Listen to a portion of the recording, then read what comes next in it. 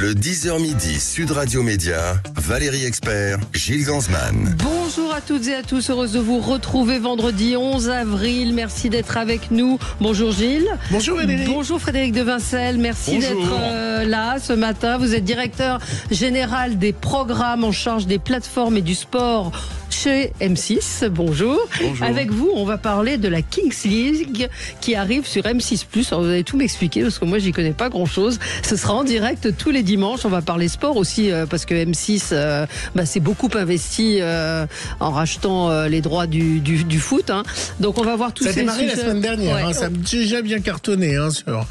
C'est vraiment un truc à la mode. Alors, j'en ai un peu parlé dans la rédaction. À la mode. Parce qu'on a une rédaction un peu même jeune, et puis je viens d'en parler avec également des personnes qui font des émissions foot ici. Alors il y a les pour et les contre. Hein. Il y a c'est génial, c'est fantastique, c'est un jeu vidéo, et il y en a d'autres, c'est pathétique, c'est pas ça le football. Et vous, votre position? Moi, ma position, elle est assez simple, c'est que la Kings League, c'est pas du football au sens FIFA ou UEFA ou Ligue 1 du terme. Je dirais, c'est un peu comme l'analogie. Ouais, c'est un peu l'analogie comme entre le tennis et le paddle. Personne dira que le paddle c'est du tennis. Simplement, il y a plein de joueurs de tennis qui jouent au paddle. Il y a des joueurs de paddle qui jouent au tennis. C'est pas les mêmes règles. Les deux sports sont amusants. Voilà. Donc le foot, en fait, de la Kings League, c'est quand même une analogie assez forte avec du football. C'est quand même un ballon, deux buts, deux équipes, et c'est celui qui a mis un but de plus qui remporte la partie. Donc ça ressemble quand même à du foot. Et ça cartonne en Espagne, au Mexique, en Italie, au Brésil. Et donc vous serez M6, vous êtes le diffuseur officiel de cette Kings League. Kings League France. Kings League France, voilà. Et puis on en parlera, vous verrez, les règles sont plutôt rigolotes. Et juste une question avant de démarrer le zapping.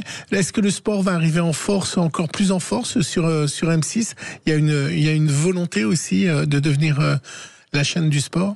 On a déjà devant nous une perspective assez exceptionnelle qui est 2026, la Coupe du Monde FIFA, qui donc se déroule au Mexique, États-Unis, Canada, dont on a acquis les droits l'année dernière. Donc vous apprenez l'espagnol. Donc on a 54 matchs de cette Coupe du Monde sur les 104 qu'elle va compter.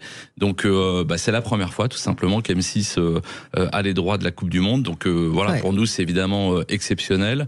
On va en faire un événement gigantesque comme il se doit, et donc ça nous fait déjà une belle perspective devant nous parce que il reste presque il doit rester 380 jours ou 390 jours avant le début de cette Coupe du Monde, donc quasiment tous les jours on travaille dessus. Tic tac tic tac. On va passer au zapping de Gilles à tout de suite. Sud Radio Média, l'instant zapping. Valérie Frédéric, l'Europe va-t-elle devenir le continent de tout à 1 euro ? Pour être plus clair, la Chine va-t-elle reporter ses ventes en Europe avec la hausse des taxes ? Mais les Américains, eux aussi, sont-ils prêts, d'un autre côté, à payer leur iPhone plus cher ? Donc tout le monde négocie, mais en fait, le commerce mondial est remis en cause, et la France, c'est aussi l'industrie du textile.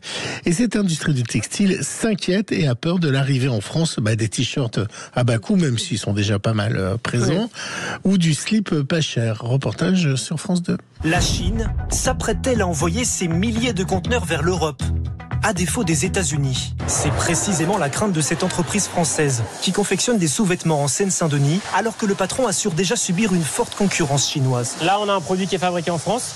Un pack de 5 slips, vendu 93 €, le lot chinois coûte 20 €. Pour la PME qui a frôlé la faillite l'an dernier, voir la Chine inonder davantage le marché européen pourrait être le coup de grâce. On a transformé l'entreprise pour être capable de vendre à un prix compétitif. On a divisé les prix par deux, passé de 40 à en dessous de 20 € le sous-vêtement, fabriqué entièrement en France. Et on arrive à trouver un modèle économique, mais si on a des nouveaux concurrents qui arrivent encore moins chers, encore plus offensifs, à la fin on n'est pas magicien.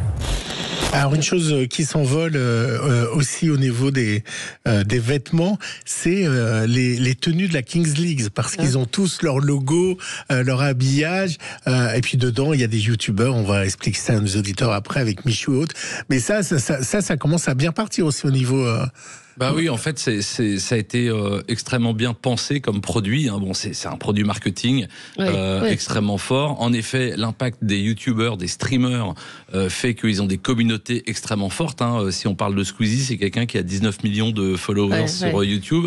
Donc quand vous avez le maillot de votre équipe et que vous vous adressez à 19 millions de fans, parce que finalement c'est ça, hein, les followers sont un peu des fans, bah, ça vous fait un beau marché devant vous.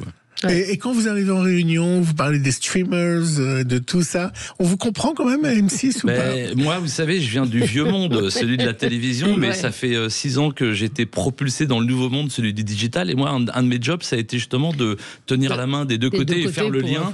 Et puis d'ailleurs de mettre en place une grammaire commune pour que les gens se comprennent. C'est vrai qu'il y a des mots utilisés dans l'univers du digital qui sont un peu étrangers au monde de la télé. Mais bon, on finit par se comprendre et très bien travailler ensemble. Parce que c'est ce qu'on se disait avant l'émission et on pourra en reparler après. C'est la façon dont la télévision évolue, la façon dont on la regarde aussi différemment avec les replays et autres. Donc les audiences, et on va en reparler aussi, ça n'ont plus tout à fait le même sens que... Les audiences n'ont plus tout à fait le même sens, mais j'avoue qu'il y a quand même une grande vertu de la télévision, c'est quand même sa transparence sur la performance. Je veux dire, on compare des choses comparables. C'est ça. On parle en part d'audience ou en audience. L'audience, c'est une audience moyenne d'une émission de télévision.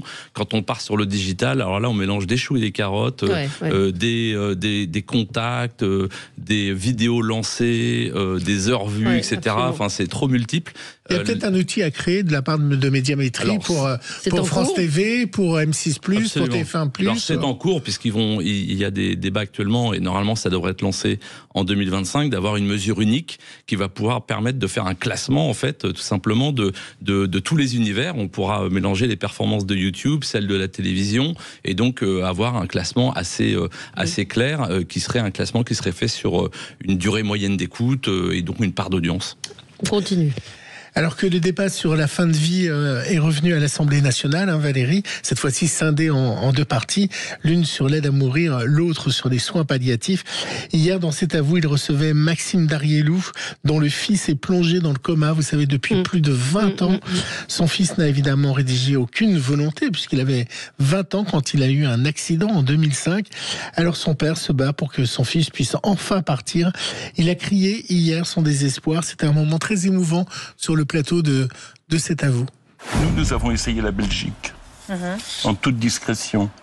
Et Benjamin avait été admis en Belgique, au cyclotron de Liège. On a vu 2 professeurs. Les 2 professeurs nous ont dit, il n'y a pas de problème, attendez, on a tout le dossier, on vous le prend. Et on nous l'a refusé. La direction de l'hôpital nous l'a refusé. Parce qu'il est français, parce qu'il n'est pas capable de manifester sa volonté. Et il n'a pas fait de directive anticipée, je pense comme tout le monde ici. Et donc, on n'a pas de solution. C'était un témoignage assez fort il se bat et il n'y a aucun document parce que son fils ne peut pas parler et donc ne peut pas demander. J'avais entendu le fils de Maria Pacôme au moment où elle est décédée raconter qu'elle avait un cancer qui la faisait énormément souffrir et qu'elle voulait aller en Belgique, mais en fait il faut avoir, en étant conscient, anticiper effectivement cette fin de vie et avoir rédigé ou entrepris des démarches au préalable. C'était effectivement assez terrible. Et puisque j'ai devant moi le patron des sports d'M6, cet autre témoignage qui lui risque de faire du bruit, je pense que... Patrick on a parlé ce matin. Exactement. Patrick Roger. C'est évidemment Sébastien Chabal et son témoignage. Il est établi évidemment que les commotions dans le rugby peuvent entraîner des troubles neurologiques. Mais alors, ça a été vraiment une déflagration dans l'émission Légende, diffusée sur YouTube justement, et dans lequel il s'est confié à propos de ces troubles, à force d'avoir des chocs violents, effectivement. Des chocs violents. Il explique que une partie de sa mémoire est partie. J'ai aucun souvenir, mais quand je dis aucun, c'est aucun souvenir d'une seule seconde d'un match de rugby que j'ai joué. Je me souviens pas d'une seule des 62 Marseillaises que j'ai vécues. Je me souviens de rien et des fois j'en parle à la maison et je dis à ma femme, en fait, je pense que c'est pas moi en fait. Et tu te souviens de bons moments quand même de ta vie ? La naissance de ta fille, des trucs, tu vois, des moments marquants ? Non. Je me rappelle de pas beaucoup. J'ai 2-3 souvenirs d'enfance. Et encore, je suis pas sûr que je m'en rappelle. Ah oui, aussi on t'a raconté. Si on me les a racontés. Et les médecins, t'es pas allé voir un neurologue ou un truc? Non. Ça va, non? Quoi faire? La mémoire ne reviendra pas.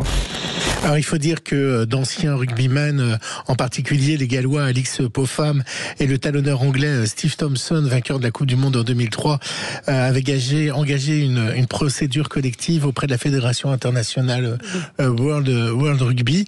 Mais ça fait longtemps, vous étiez battu. Oui, enfin il y a des choses différentes. Il y a le rugby qui devient de plus en plus violent avec des morts. Et on a effectivement Philippe Chauvin dont le fils est mort d'un double plaquage et qui se bat pour faire reconnaître cela. On l'avait invité ici. Et puis sur cette violence au rugby, c'est assez tragique. Mais il y a dans le rugby, dans le foot aussi, on en parle assez peu, des joueurs qui ont des maladies d'Alzheimer précoces, enfin des démences en fait. C'est plus que c'est pas de la maladie d'Alzheimer. Les têtes au football sont des choses absolument dramatiques. Quand vous en parlez avec les neurologues spécialistes, en particulier il y en a un à la Pitié, les sportifs, il y a la boxe aussi, enfin il y a des sports comme ça qui font des lésions terribles au cerveau. Oui, et la tête, c'est vrai qu'aujourd'hui il y a une prise de conscience sur les têtes au football. Autrefois, je pense à un joueur très connu dans les années 80-90, c'était Horst Hrubesch, qui était un joueur allemand qui, je crois, a été pris de démence parce qu'il jouait quasiment que de la tête. Ouais. Il était très grand, il avait tous les ballons sur la tête. Et ça me renvoie d'ailleurs à un débat qu'on a vu chez vous, ici, chez Sud Radio, sur le MMA, où on met en avant le MMA comme le sport ultra dangereux, ultra violent, etc. Mais je crois qu'il y a plus d'accidents et de morts en rugby qu'en MMA tous les ans. Il y a plus de morts en cyclisme qu'en MMA tous les ans. Et le MMA a un avantage, par exemple, par rapport à la boxe, c'est que les coups sont répartis sur l'ensemble du corps. C'est-à-dire qu'on ne se concentre pas que sur la tête comme en boxe anglaise ou sur le foie, mais il y a une répartition des coups. Et finalement, ça fait de ce sport qui est tant décrié en France et que moi, je cherche à défendre au maximum. Mais c'est intéressant parce que vous en parlez. Il est un peu moins dangereux. Et puis, je terminerai juste d'un mot, c'est que il y a ces problèmes de santé physique dans le sport. Donc moi, je trouve que c'est extrêmement bien qu'il y ait des témoignages comme ça, qu'on les prenne en compte et qu'on arrive à mieux protéger les sportifs. Puis il y a la santé mentale, qui est un sujet très fort du moment, et notamment dans le sport. Et d'ailleurs, M6 diffusera très prochainement un documentaire sur la santé mentale, dans lequel il y a des témoignages assez forts, notamment, je crois, de Florent Manodou. Voilà. Et donc, je trouve que c'est bien en fait qu'il y ait des voix qui s'élèvent, des témoignages, parce que c'est avec la force du témoignage, comme souvent, que le propos, en fait, arrive à pénétrer la société. Mais ça a été très long. Dans le cas de Philippe Chauvin, il a écrit un livre qui s'appelle Mourir fait partie. Rugby, mourir fait partie du jeu. C'est un titre très fort. Et cette prise de conscience, il a pendant longtemps parlé dans le vide. Et là, on commence à s'en préoccuper. Alors Frédéric, évidemment, j'ai choisi un autre son pour vous, le patron des sports. Alors il se passe un autre phénomène sur les réseaux sociaux où les sportifs sont, pas les stars, mais la plupart des sportifs sont accessibles. Et ils sont de plus en plus victimes de menaces ou de chantage par des parieurs sportifs qui leur intiment l'ordre de perdre ou de gagner. Écoutez ce sujet choc du service des sports de TF1. Ces dernières années, les paris sur les sports moins médiatisés ou concernant des joueurs en dehors des top 100 se sont multipliés. Et parce qu'ils sont accessibles sur les réseaux sociaux, ces sportifs sont la cible de propos très violents de la part de parieurs ayant perdu leur mise. Denis, lui, s'est habitué aux menaces reçues sur son compte Instagram. Tenez la main de l'autre salaud et faites reculer la France. Venez en Tchèque République vendre des matchs. Dernièrement, d'autres formes d'intimidation sont parvenues à ce joueur de tennis de table. Pour le corrompre, des comptes anonymes lui proposent, en échange d'une défaite, de grosses sommes d'argent. Le plus fou que j'ai eu, je devais perdre tel point pour gagner 5 000 euros. Et si je perdais un set, c'était 10 000. Totalement fou. Ouais. Totalement fou, c'est vraiment... Sujet incroyable. Chanteuse, pianiste, comédienne, Jeanne Chéral, artiste aux multiples talents, avec un petit son à la Véronique Sanson, sort un nouvel album. Elle a joué hier son titre dans C'est à vous. Alors moi, vous allez l'avoir en tête toute la journée, c'est Jean. Jean, j'en ai marre de rêver de vous, Jean. J'en ai marre de parler de vous, Jean. J'en peux plus de ne penser qu'à vous. J'en ai connu des plus forts. Ah, ça vous aimez? Non? Ah, vous n'avez pas ce genre de musique? Si, je sais un pas. peu Benjamin Biolay, comme ça, non? Bon, d'accord, j'insiste pas. Je sais pas. On se retrouve dans un instant avec Frédéric de Vincel, donc directeur général des programmes en charge des plateformes et du sport chez M6. À tout de suite. Le 10h midi, Sud Radio Média, Valérie Expert, Gilles Gansman. Sud Radio Média, l'invité du jour. L'invité du jour, c'est Frédéric de Vincel, directeur général des programmes en charge des plateformes et du sport chez Groupe M6. La Kings League arrive sur M6 en direct, enfin, est déjà arrivée, ça a commencé dimanche dernier, tous les dimanches. La Kings League, donc, c'est un format assez innovant. C'est Gérald Piquet qui l'a initié. Il y a d'anciens joueurs de foot qui participent, Adil Rami entre autres. Et il y a beaucoup d'interactions avec les spectateurs dans ce jeu. Qu'est-ce qui a fait que M6 s'est positionné pour acheter les droits de la Kings League France ? Ah oui, alors en fait, j'allais dire une vieille histoire. C'est pas si vieux que ça, mais ça a au moins 1 an et demi ou 2 ans. En fait, j'en avais entendu. C'est vrai que dans le monde du digital, c'est très vieux, 2 ans, mais j'avais entendu parler de ce lancement en Espagne parce que dans le groupe M6, on est proche de RTL TVI, qui est une chaîne espagnole. Belge. A13 Media, oui, qui est une chaîne espagnole. Et donc, on avait entendu parler de ce lancement. J'y suis allé pour voir à quoi ça ressemblait et j'ai trouvé ça absolument super parce que, en effet, comme vous le disiez à l'instant, c'est innovant. Et donc, nous, des produits innovants dans le groupe M6, on aime bien ça. On cherche à se démarquer, à proposer des choses nouvelles. Et donc, j'y suis allé. Je suis tombé un peu sous le charme de cette compétition. Et on a diffusé une première fois en juin l'année dernière la Coupe du Monde des clubs, qui a été plutôt un beau succès chez nous. Et on avait pris des droits dans l'hypothèse où ils lanceraient le championnat en France. Ouais. Et ce qui a été fait, puisqu'ils viennent de le lancer donc le week-end dernier. Et donc, on est diffuseur officiel de cette compétition qui propose un autre football. À un moment d'ailleurs où le football en France, on l'entend un peu partout, est un peu chahuté. En mois d'avril, le PSG, il a déjà gagné. Voilà, le championnat est terminé. Et donc là, on propose autre chose, un autre spectacle. C'est extrêmement divertissant. Il y a des règles très innovantes, très amusantes, qui rebattent les cartes. Et puis, surtout, il y a quelque chose d'extrêmement fort et qui est vraiment je trouve, ils ont fait force d'imagination et c'est vraiment payant. C'est que les présidents de clubs, donc les propriétaires des équipes, sont donc des streamers. Donc, ce sont des youtubeurs, des streamers. Il y a ce nom, Michou, Squeezie, Amine, Domingo, Kameto. Domingo Popcorn, non. Voilà, ce sont des gens qui sont extrêmement puissants dans leur univers, donc dans cet univers digital. Et donc, Kings League leur offre une équipe. D'accord. Mais ça veut dire concrètement, il leur offre l'équipe. C'est-à-dire que si la Kings League en France, ça fonctionne très bien et dans 10 ans c'est encore là, Squeezie sera propriétaire d'une équipe de foot qui pourra d'ailleurs revendre. Voilà.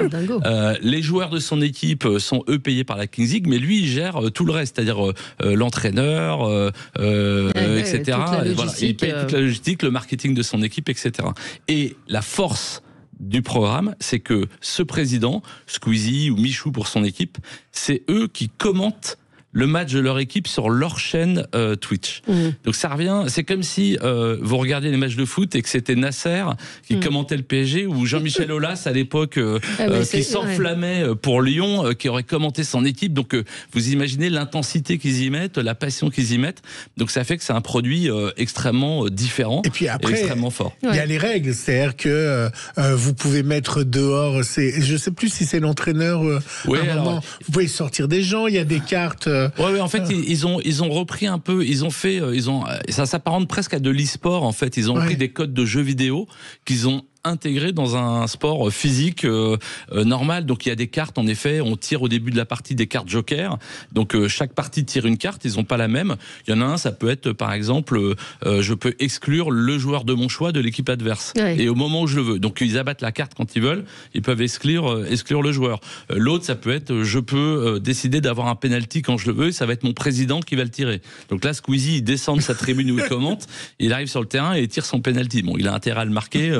Si voilà, bon. Donc il y a toutes sortes de règles comme ça. Et puis le coup d'envoi, par exemple, le ballon il est suspendu en haut du plafond du stade, il tombe et c'est le premier qui l'attrape. Très ludique. Voilà, c'est très ludique. Ouais, très il y a des écrans partout, il y a de l'animation. Enfin, il y a une vraie modernisation aussi de l'enceinte aussi. Oui, alors il est parti d'une idée qui, à mon avis, n'est pas tout à fait vrai, mais il le raconte comme ça. Gérard Piquet, il dit les jeunes aujourd'hui ne peuvent plus rester concentrés pendant 90 minutes dans un match de foot. Donc il dit on va faire des mi-temps de 2 fois 20 minutes, 40 minutes, on va réussir à les tenir en haleine. Et pour les tenir en haleine, il faut que toutes les 4-5 minutes, il y a quelque chose qui se passe. Donc c'est là où il a créé ses cartes. C'est là où sportivement, ça a un intérêt ? Alors sportivement, donc moi j'y étais dimanche. Je suis un footballeur amateur pour ma part, mais je joue depuis longtemps et j'avoue que là j'ai vu des joueurs de très bon niveau. C'est des gars qui viennent de championnats type régional. Donc régional, c'est avant national, avant la Ligue 2, avant la Ligue 1, mais c'est des types qui jouent très très bien et donc ils sont extrêmement engagés. Donc footballistiquement parlant, c'est quand même intéressant. Après c'est un plus petit terrain qu'un terrain de foot parce que ça se joue à 7 contre 7, donc c'est plus petit. Donc il n'y a pas le plaisir de la balle en profondeur, la course sur 50 mètres du type qui part au but, balle au pied, ça n'existe pas. Mais voilà, c'est quand même intéressant. Et puis, en effet, non seulement c'est intéressant, mais c'est amusant à travers toutes ces règles un peu innovantes. Je vous propose d'écouter la bande-annonce de la Kings League qui est sur M6+. Événement sur M6+. Le phénomène Kings League débarque enfin en France. On a sorti du lourd. C'est parti donc pour ce premier match. Une compétition de football à 7 qui va tout révolutionner. Les meilleurs streamers et stars du jeu prennent le contrôle. Des règles innovantes qui cassent tous les codes. Bien plus qu'un championnat, une expérience unique. Vivez la Kings League France en direct dimanche à 16h en streaming sur l'application M6+. Alors Valérie, la boumeuse, m'a dit « Oh là, mais moi dans mon temps, il y avait des tournois à 6. » Il y avait des tournois, ça existait. Je me souviens ça. Il y avait des tournois à 6, ça existait. Ça existe toujours. Ça existe toujours, donc ça a dû s'inspirer de ça. Vous êtes le directeur également du sport, de tout ce qui est en charge des sports. C'est un gros pari pour vous, l'achat en fait, qui a été fait, et puis beaucoup d'argent, beaucoup d'investissement. Oui, alors bon, la Kings League, c'est un investissement mesuré. Non, je parlais pour le reste. Pour le reste, en général, quand on investit dans le sport, c'est vrai que c'est beaucoup d'argent. Il faut sortir le chéquier. Mais malgré tout, ce qu'on constate, c'est que le sport dans l'univers de la télévision aujourd'hui, c'est vraiment un des genres qui résiste le mieux. Et dont les audiences même ne baissent pas, voire progressent. On le constate, le Tour de France, Roland Garros, etc. Les audiences sont en progression. Donc il y a une vraie appétence pour le sport à la télévision. Donc c'est très important pour les chaînes de télévision, les grands groupes de télévision d'avoir du sport dans l'offre. Il faut du sport, il faut de l'information. L'information fonctionne très bien sur M6. Vous savez que le 12-45, 19-45 font des scores exceptionnels. Ils sont quasiment systématiquement, ils sont leaders sur les moins de 50 ans. Donc l'information, c'est très important. Pourquoi ? Parce qu'en fait, avec le sport et l'information, on se distingue de plateformes comme Netflix, par exemple. Aujourd'hui, tout le monde vous dit « Ah oui, moi je regarde Netflix ». Bon, la réalité, c'est que la télévision est beaucoup plus regardée que Netflix. Il y a à peu près 7 millions qui regardent Netflix, 7 millions de personnes qui sont sur Netflix tous les jours, à peu près. Il y a tous les soirs, je parle même pas de la journée, mais tous les soirs, 21 millions de personnes qui sont devant la télé. Vous voyez, donc quand on vous dit dans les dîners en ville, je regarde plus la télé, je regarde Netflix, ça c'est les dîners en ville dans le 6e arrondissement à Paris, mais ce que je peux vous dire, c'est qu'en France, tous les soirs, 21 millions de personnes devant la télé. Et le sport attire en plus des gens qui ne regardent pas la télé habituellement et qui viennent grâce au sport. Donc c'est pour ça que c'est très important d'avoir les droits sportifs. La King League pourrait arriver, la finale sur W9 par exemple, on peut imaginer. Ah oui, absolument. Ça c'est tout à fait envisageable. Oui, parce que W9 est une chaîne pareil avec un positionnement divertissant, innovant. On diffuse de la télé-réalité, voilà. Donc avec la Kings League, on est un peu dans cet univers. Vous allez peut-être bientôt diffuser du paddle. Nicolas Taverneau va prendre les règles. avez reines de retrouvé tonton LFP Nico. Média. Ouais. Donc, ça vous dit quoi? J'ai Vous avez lu toujours ça. des contacts avec lui ou pas? Oui, bien sûr. Et écoutez, j'ai lu ça en effet dans la presse. Ça me dit que La Ligue de football professionnel. Ouais, la Ligue de football professionnel. Il y a un sujet autour des droits médias de la Ligue. Si vous prenez la liste des gens en France capables de résoudre cette crise, je pense qu'il coche absolument toutes les cases. Il connaît tous les présidents de club, il connaît tous les diffuseurs. M6 ça a été propriétaire de Bordeaux, on peut le rappeler à nos auditeurs. Propriétaire de Bordeaux, voilà. Donc je pense que vraiment, je veux dire, de la cave au grenier, il connaît absolument tous les rouages et tous les interlocuteurs. Donc voilà. Après, ça reste, je pense, une mission qui n'est pas facile. Non. Mais il a évidemment, comme tout le monde le sait, le talent pour réussir ça. Ouais, il va compter les post-it et les trombones. Hein. Méfiez-vous à la Ligue. Il va avoir des économies. Et vous pourriez vous positionner sur d'autres sports ou pas? Ou c'est trop cher? Sur le Tour de France, on va parler dans un instant de Paris-Roubaix, sur du tennis. Ouais. Alors le Tour de France, les droits sont chez France Télévisions, ils ont été renouvelés récemment.